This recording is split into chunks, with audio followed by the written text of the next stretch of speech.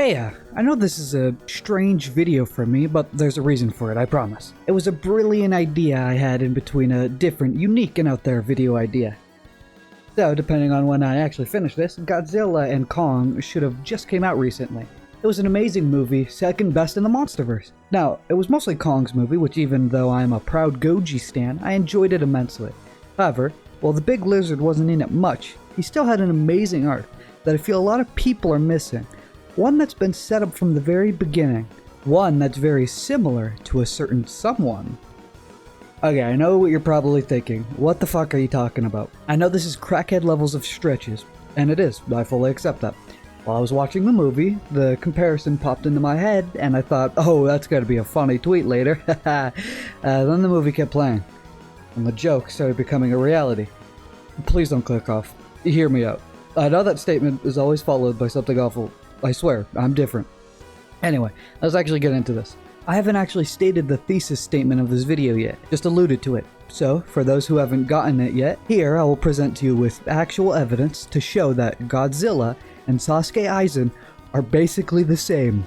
Now seems like the time to address the evil elephant in the room. Yes, Aizen is a full-on villain, and Godzilla is technically a hero. My counter to this is, shut up. In all honesty, this is only meant to be an interesting study of two characters. It's all for fun because I love to make connections between things that no one would think of, ever. I hope it inspires all of your wacky brains in the same way. Alright, with that I'm safe from any criticism, so we should be good to go. First, to understand this, you're gonna need to understand this. Before I move on any further, a little spoiler warning here. I'm gonna spoil both the Monsterverse and a little bit of Bleach. Proceed with caution, because honestly both of these series rock so damn much.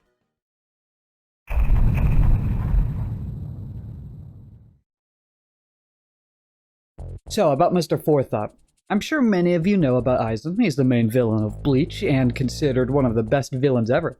Most of this comes from his pure strength and intellect. He's a genuine force to be reckoned with. He considers himself the strongest around, and honestly, he's not wrong. However, he doesn't consider himself the smartest. It eats away at him, but hey, at least he has his strength. This is where his masterful character writing comes in. Aizen is so powerful, he started to become isolated from everyone. You know the saying, it's lonely at the top? This is a very important phrase to understanding Aizen. He only ever wants an equal who can fight on his level. His isolation has gotten to the point where he's cold and callous, not forming any meaningful connections with people, only using them and fostering them in an untrustworthy environment. He keeps getting stronger and stronger of hopes of finding his equal, and within that finding peace. Now that we've gone over that a little bit, I want you to remember it for the next section, to start talking about the nuclear lizard. Let's go back in time, 2014, where it all started for this universe.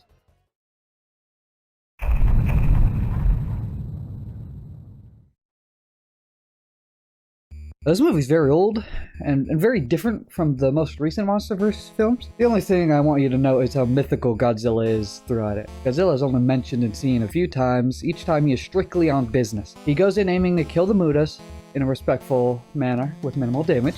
After that, he simply gets up and fucks off. This phase of Godzilla is comparable to a samurai. Nerdy, I know, but in this movie Godzilla is less of a character, more of a symbol of protection and power.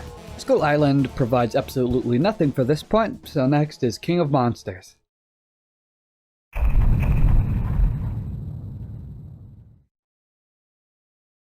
This is where the arc really starts. For the sake of this video, this movie boils down to Godzilla needing to beat Ghidorah with the help of Mothra. We learn two important things about Godzilla here. One, his relationship and bond with Mothra.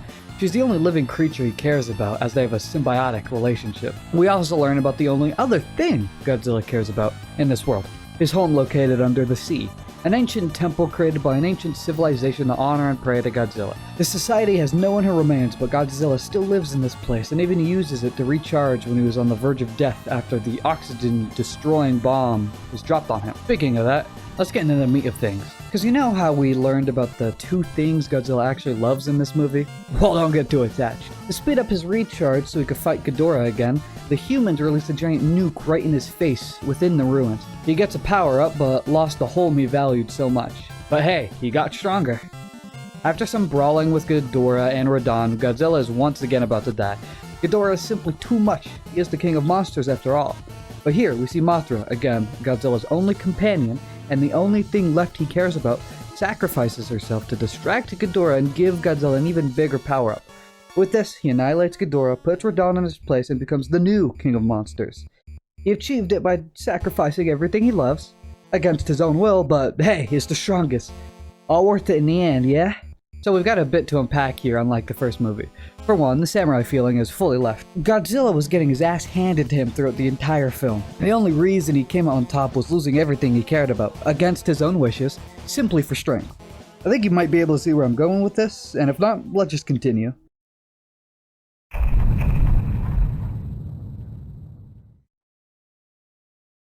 This movie doesn't have as much supporting evidence as the previous, but it is where we see the effects of Godzilla's new arc. This movie starts with Godzilla attacking a human-operated base. He rips and tears the place apart, showing a lot of anger and frustration. Throughout this entire movie, Godzilla's angry and powerful. Hell, the beginning scroll of the movie shows his previous kills. Clearly, Godzilla was only getting stronger and stronger in between movies. Most of the movie is just Godzilla hunting down Kong simply because he wants to throw hands with any strong titan that's around. After this first fight, Kong goes to get a tool to help him fight against Godzilla because of course a giant monkey cannot simply fist fight with a nuclear lizard.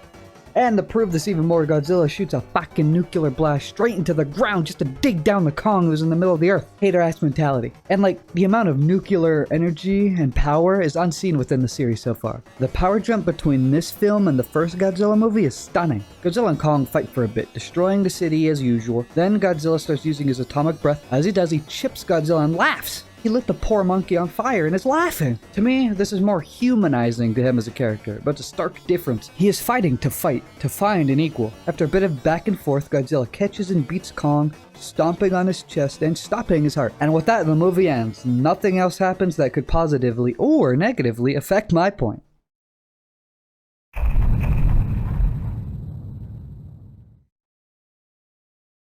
This is the one where it started, where I finally realized the connection. Godzilla isn't in this movie much, but this is the movie where the connection is the most potent. Godzilla opens the movie by uppercutting a titan and ripping it apart, showing again a boost in his speed and strength. He then goes to sleep in the Colosseum because it reminds him of the architecture of his old home. After just a little bit of rest, he then instantly senses Kong on the surface and gets the signal from Hollow Earth about Scar King, a big source of anger for Godzilla because they have fought before and it's a fight that nearly ended him. Getting this alert, he heads straight to the Arctic to kill a titan and absorb an enormous amount of power and evolve. Within just a few minutes, we see the same stuff happening again. Godzilla is defending the world from incoming titans, trying to get some sleep in a place that reminds him of the home he lost, by the way, but getting interrupted about the next fight he needs to take. He's lost all the things that connect him emotionally, and all he has is his power. He no longer fights just to protect. He's lost his sense of responsibility. He didn't choose this. Tiamat was maybe going to become a problem later on, but still, Godzilla just goes to kill her because it would lead to another increase in his strength. Here we can see the full effects of Godzilla's arc for the past two movies, and how I think it connects to Aizen. Still listening? Good, I'm glad I haven't lost yet. First off, Godzilla has lost all his emotional connections, and we see the effects take place as the movies go on. He becomes angrier, bitter. He fights more violently and frequently, like how he killed the two titans at the beginning of Godzilla and Kong. It was completely different from the ancient protector of the first movie. This is similar to Aizen's complete lack of positive connections with anyone, only seeing people as obstacles to fight and manipulate. Aizen chases absolute power to try and reach his ceiling, not doing it for the thrill of battle or to protect anything. It's an emotionless journey with no end. Godzilla follows the same arc, getting stronger and stronger with each movie, fully disconnected from emotion and even in some cases losing those he cares for. Losing is everything. After losing those said people, Godzilla has fully cut himself off from any chance of finding someone new to care for. Multiple times, Kong has shown very clear signs to Godzilla that he does not want to fight, while Godzilla continues only seeing Kong as an obstacle to get past. He fights and fights, hoping to return to normal one day, just like how Aizen's heart yearns for normality. Neither of them necessarily chose this path, simply followed down the only one they saw. With all this, it seems Godzilla is being set up to be a villain, one corrupted by power and isolation. But that's not the case.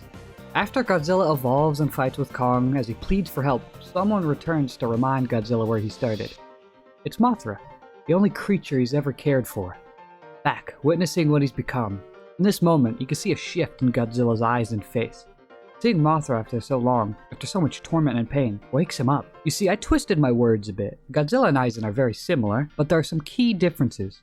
Godzilla isn't Aizen. Godzilla was becoming Aizen.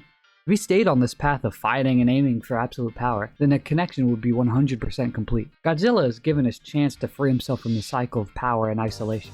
After Mothra arrives, the three of them fight Scar King and Shimo. As they fight, instead of straight up killing Shimo, Godzilla aims to free her from the control of Scar King. Something completely different from the Godzilla at the start of the movie. By the end, Scar is killed by the three of them, Shimo's freed and bonds with Kong, but within a short amount of time, Godzilla gains 3 people to care about. 1 old and 2 new. He then goes back to rest in what is his new home, the same Colosseum where he was denied a simple rest earlier. Mothra was the linchpin of bringing back the old Godzilla and showing him that he should look to protect and connect with other Titans, not to kill them needlessly for power. He was saved and showed that he doesn't need to be the strongest alone anymore. It all happened before he could truly transform into Aizen.